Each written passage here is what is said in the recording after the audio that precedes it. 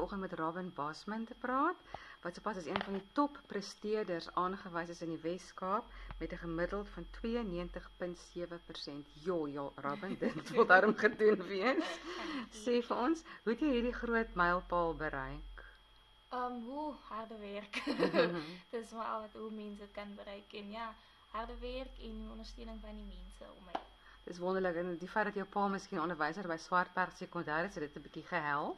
Ja, ek dink omdat hy onderwyser is, weet jy altyd hoe om vir mense te verduidelik en dinge veel makliker te maak. Ag, dis wonderlik. Ja, Wat is jou planne nou vir volgende jaar? die jaar. Ek weet die jaar, ek is nog steeds in verlede jaar.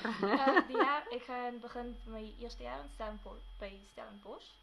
Ek gaan BSc doen in molekulêre biologie en biotehnologie. Dis omtrent 'n mondvol.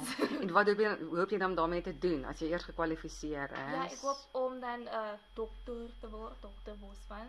En dan wil ek mediese navorsing doen. Dit was nog altyd vir my die interessantste veld.